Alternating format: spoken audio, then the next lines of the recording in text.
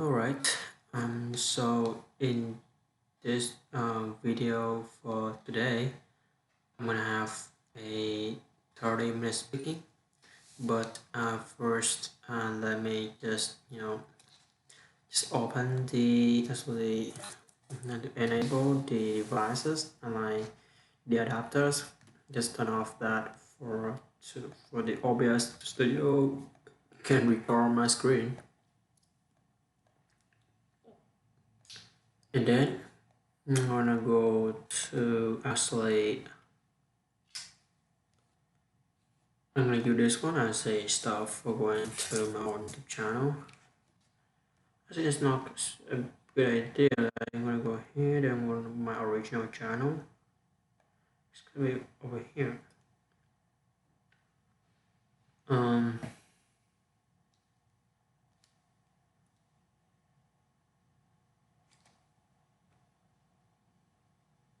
then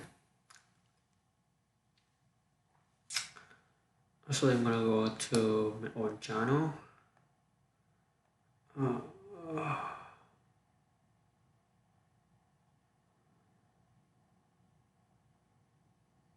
Actually, it's in my own channel, right? So I'm gonna go to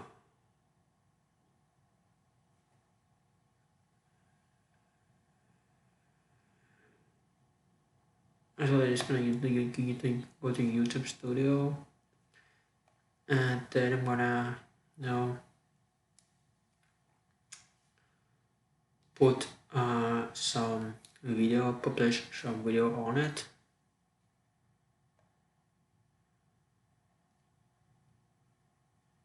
Yeah, it's gonna be a good idea for me though. I'm gonna go here for double check if it's a good idea or good stuff or not. So 1, 2, when I use those two, it's gonna be so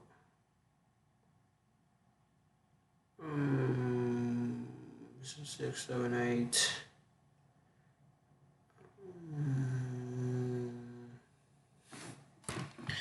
50, 50, and then I just 10, 9, 11, 12. All right. Wait, it's a lot, right? Isn't it? No, just more stuff I did it. But just a little bit of them. Just have just 50. What, you kidding me? Like have nothing beside that? Oh shuck. It's a really bad though. It's really bad. Right, so it's gonna be 51 and 52 for those video. So just great, upload video, select files, go here. So I'm gonna put it as 51. Then next publish, then close it. Then here gonna be number 2 here, 52. Next publish. Actually, I can actually post one more video. I'm gonna go here. I have this one, I have this one. I just went to left, so I'm gonna post the learning French. It's gonna be a better deal, right? So it's 16 here, copy it here. This is gonna be 16.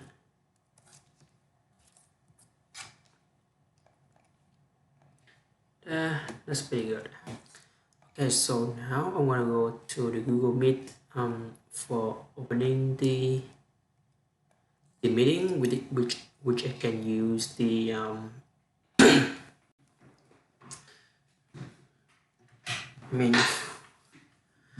which I can use the captions for me. Alright, so now I want to take out my pencil case. So now I'm gonna take out my pencil case. Okay, and I have this pen over here. So I have this pen over here. I'm gonna use this pen. Like I'm gonna put it inside my mouth to feel the pen when I put this pen inside my mouth. Okay, so but first let me take out the materials for speaking practice. I think important, so right, have it over here. So this is a just some normal stuff like that. Alright, so it's a good idea for me though. I mean, where are they? Oh, yeah. So I have like yesterday I did the dinner party with a pen inside my mouth. With a pen.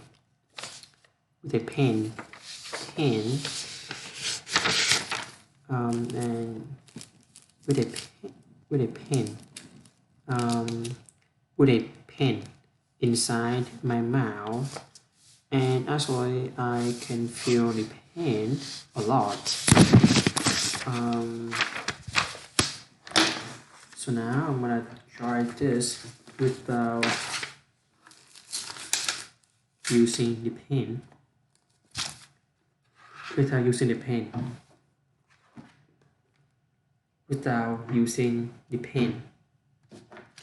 To see if I can really feel the pain when I don't use my pen.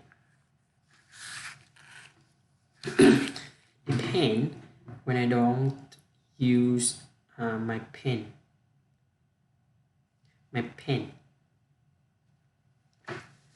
Sorry. So now I'm gonna put this pen. So now I'm gonna put this pen inside my mouth to feel the pain, if I can really feel it or not. But first I'll start with, like yesterday I did like 2 with the pen inside my mouth and 1 without the pen. So now I'm gonna use like the pen just as try the best as I can when I put this pen inside my mouth. When I put this pen inside my mouth. So let's do it. Let's use the pen for my stuff. I'm gonna make this bigger for me and myself.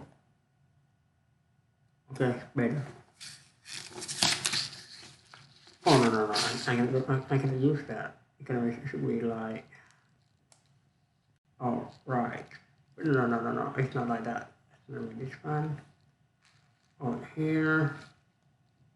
Right, better.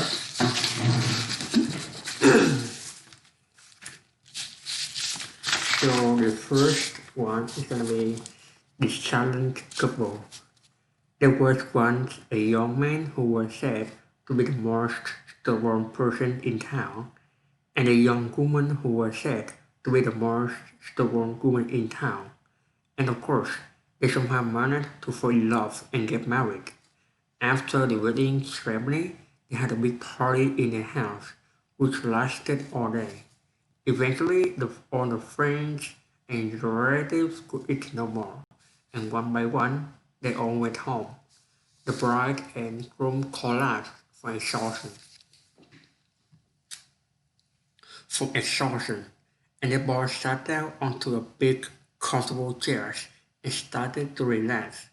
When the husband noticed that the last guest to leave had not shut the door after him, "My dear," he said, "would you mind getting up and shutting the door? There's the draft coming in." "Why should I shut it?" yawned the wife. "I've been on my feet all day, and I just sat down. You shut it." "So that's the way it's gonna be?" snapped the husband. Just as just as soon as you get a ring on your finger, you turn into a lazy, good-for-nothing. "How dare you!" shouted the wife. "We haven't even been married a day, and already you calling me names and ordering me around. I should have known this is the kind of husband you would turn out to be." "Nah, nah, nah," trembled the husband. "Must I listen to your complaining forever? And must I always listen to your complaining and whining?" asked the wife. They sat glaring at each other for a full 5 minutes. Then an idea popped into the wife's head. "My dear," the wife said, "neither of us, neither of us want to shut the door, and both of us are tired of hearing the other's voice. So I propose a contest. The one who speaks first must get up and shut the door."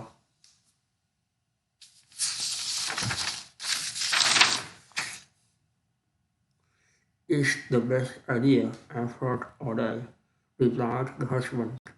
"Let us begin now." So they made themselves a comfortable little chair and sat face to face without saying a word. They had been that way for about 2 hours when a couple of ships with a cart passed by and saw the door open. They crept into the house, which seemed totally deserted, and began to steal everything they could lay their hands on.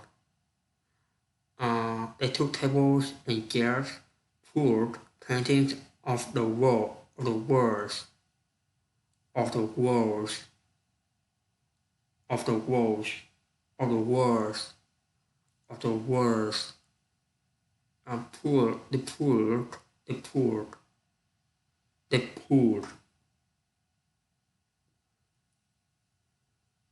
they pulled painting of the walls, and never rode up carriage, or should it talk. The husband and wife remained silent. "I can't believe this," thought the husband. "They'll have everything we own, and she won't make a sound. Why doesn't he call for help?" The wife suddenly asked herself. Is he just going to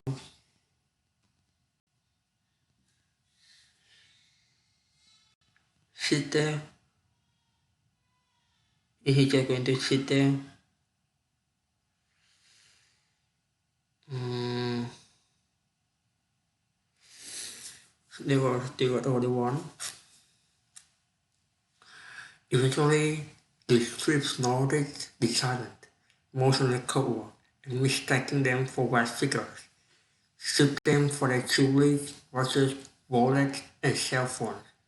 All during this, neither husband or wife moved or made a sound. The strips hurried away with a loot, and the silent couple sat through the night. At dawn, the policeman walked by the house and noticed the door open. The open door. He stuck his head into the open doorway and yelled, "Oi, oi, oi, what's going on here? Is everything okay?" But of course, neither husband or wife made a sound. "Now see here," yelled the policeman. "I'm an officer of the law. Who are you? It is your house. What happened to all your furniture?"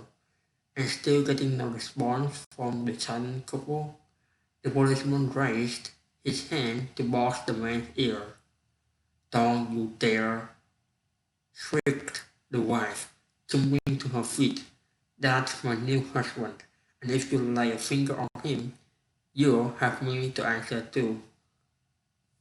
"I won't," yelled the husband, clapping his hands and swinging about. "Now go shut the door."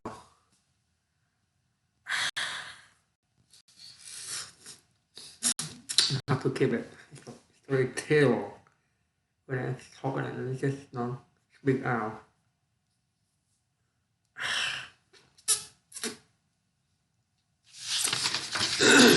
Never give up. There was once a young man who was said to be the most stubborn person in town, and a young woman who was said to be the most stubborn woman in town. And of course, they somehow managed to fall in love and get married. After the wedding ceremony, they had a big party in the house, which lasted all day.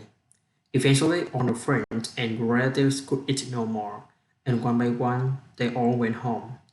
The bride and groom collapsed from exhaustion, and they both sat down onto big, comfortable chairs and started to relax. When the husband noticed that the last guest to leave had not shut the door after him, "My dear," he said, "would you mind getting up and shutting the door? There's a draft coming in." "Why should I shut it?" yawned the wife. "I've been on my feet all day, and I just sat down. You shut it." "So that's the way it's gonna be?" snapped the husband. "Just as soon as you get a ring on your finger, you turn into a lazy, good for nothing?" "How dare you!" shouted the wife. "We haven't even been married a day, and already you calling me names and ordering me around. I should have known this is the kind of husband you would turn out to be." "Nah, nah, nah," grumbled the husband. "Must I listen to you complaining forever? I always listen to you complaining and whining?" asked the wife. They sat glaring at each other for a full 5 minutes. Then an idea popped into the wife's head. "My dear," the wife said, "neither of us want to shut the door, and both of us are tired of hearing the other's voice. So I propose a context. The one who speaks first must get up and shut the door."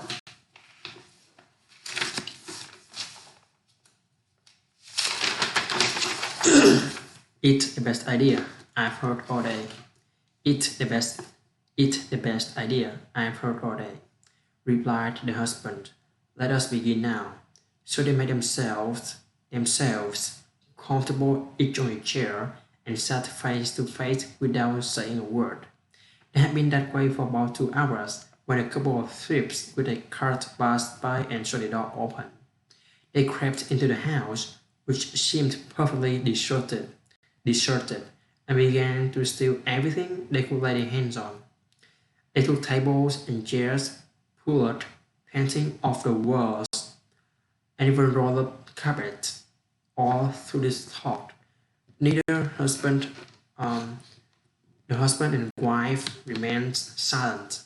"I can't believe this," thought the husband. "They'll take everything we own, and she won't make a sound. Why doesn't he call for help?" The wife silently asked herself. "Is he just going to sit there while they do whatever they want?" Eventually, the thieves noticed the silent, motionless couple and mistaking them for wax figures, stripped them of their jewelry, watches, wallet, and cell phones. All during this, neither husband or wife moved or made a sound. The thieves hurried away with the loot, and the silent couple sat through the night. At dawn, a policeman walked by the house and noticed the open door. He stuck his head into the open doorway and yelled, "Oi, oi, oi! What's going on here? Is everything okay?" But, of course, neither husband or wife made a sound. Now see here," yelled the policeman. "I'm an officer of the law. Who are you? It is your house. What happened to all your furniture?" And still getting no response from the silent couple, the policeman raised his hand to box the man's ears. The man to box the man's ears. "Don't you dare!" shrieked the wife, jumping to her feet. "That's my new husband, and if you lay a finger on him, you'll have me to answer to." "I won't," yelled the husband, clapping his hands and jumping about. Now go shut the door. Now go shut the door. Now go shut the door. Now go shut the door.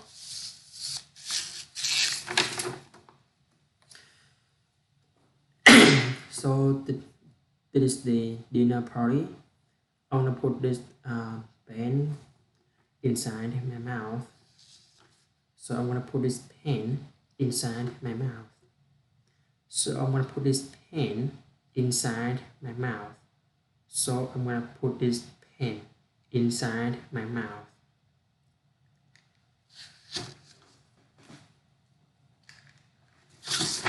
The country is India. A colonial officer and his wife are giving a large dinner party. They are seated with the guests, army officers and government attaché, and the wives, and the visiting American naturalist in their special dining room, which has a bare marble floor, open drafters, and wide glass doors opening onto a veranda. A spirited discussion springs up between the younger, who insists, that women have outgrown jumping on a chair at the side of a mouse era, and a colonel who says that they haven't. A woman's unfailing reaction in any crisis. The colonel says it should scream, and while the man might feel like it, he has that ounce more of nerve control than a woman has, and that last ounce is what counts. The American does not join in the argument, but watches the other guests. As he looks, he sees a strange expression come over the face of the hostess. She's staring straight ahead, her muscle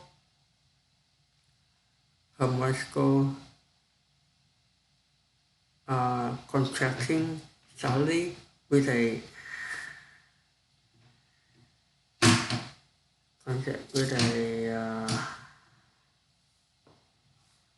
slight gesture.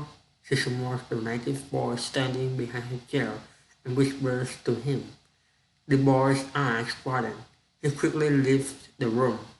Of the guests, don't accept the American notice this or see the boy place a bowl of milk on the veranda just outside the open doors.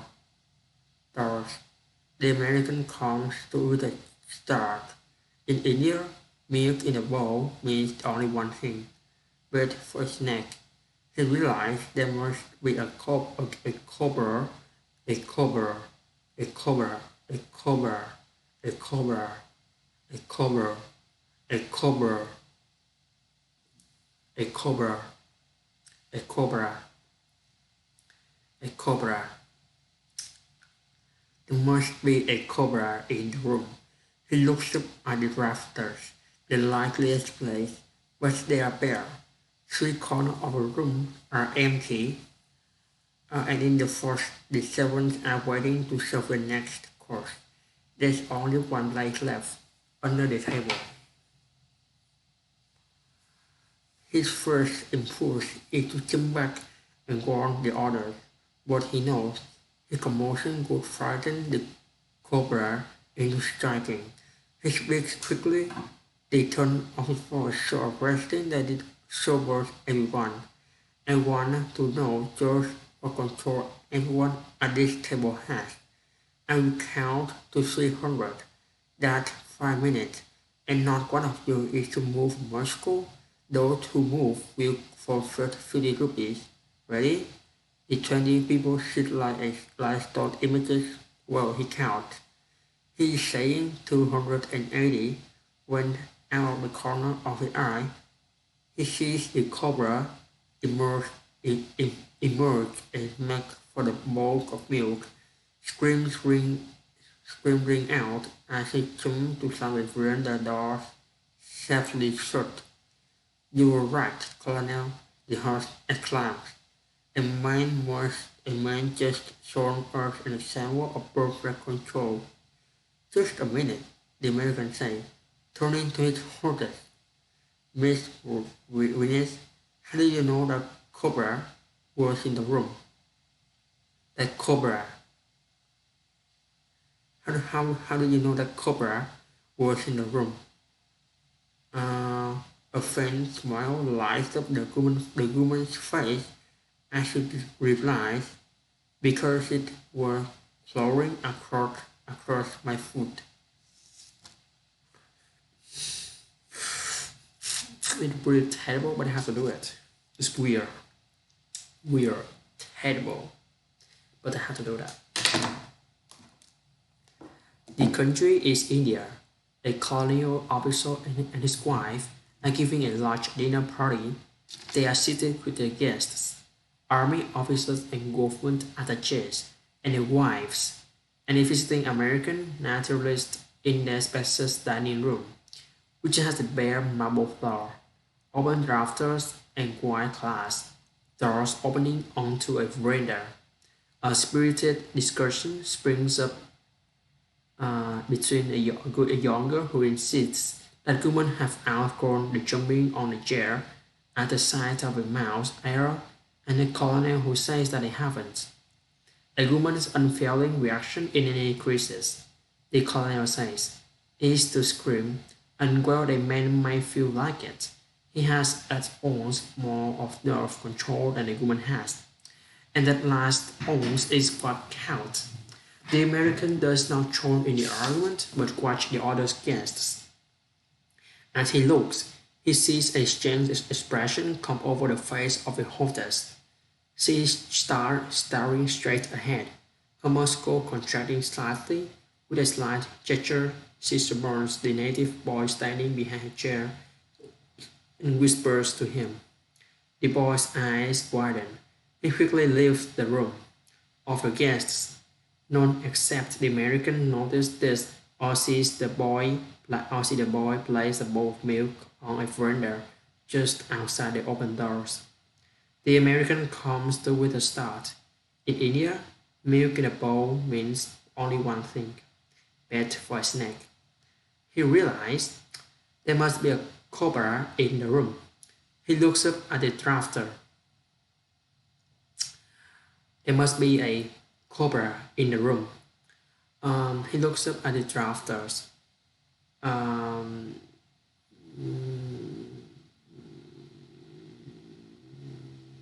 Wait a minute. He looks up at the likeliest place, but they are bare, and three corners of the room are empty, and in the fourth, the seventh are waiting to serve the next course. There's only one place left, under the table.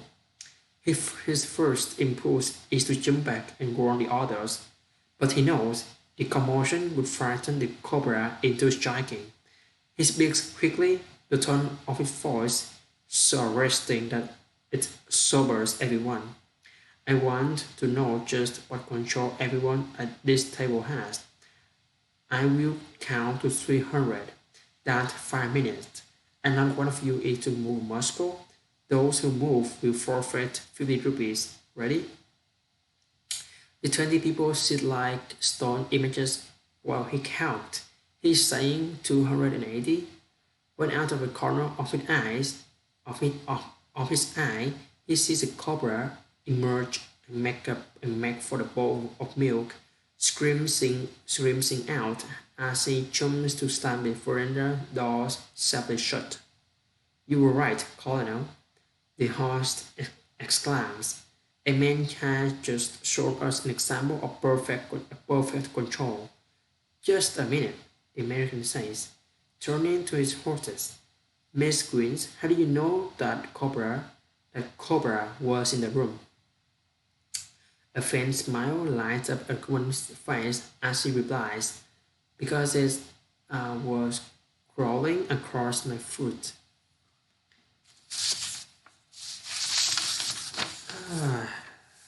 Alright, so I think that I'm done with the speaking for today. Yeah, it should be like that. So now, just go to my YouTube channel for posting some video on it. Just publish, then I just get most of them done, right? And I get most of them, yeah, a huge amount of them.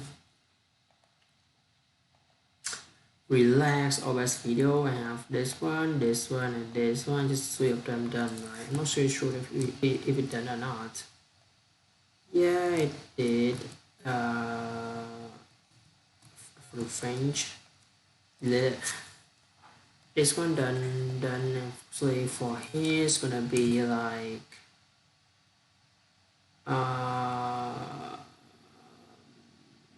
number 9, right? Wait, what? Wait, so it should be 17. It's not 16 anymore. It should be 17.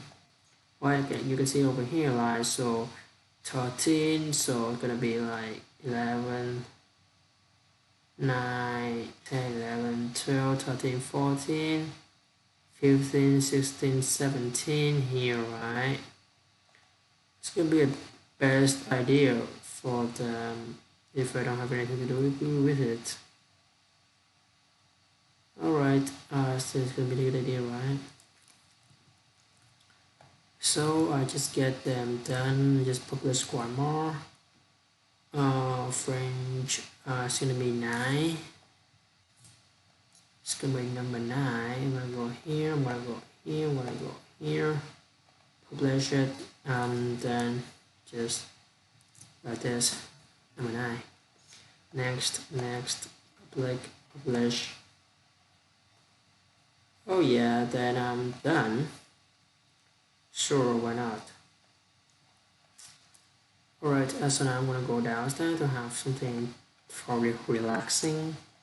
I believe so. Alright, so bye guys. Hope you have a good day. If you have if you have any goals to go, and just focus on that goals and never give up until you achieve it. If you want to give up, so just think one reason why you started it, why you started it.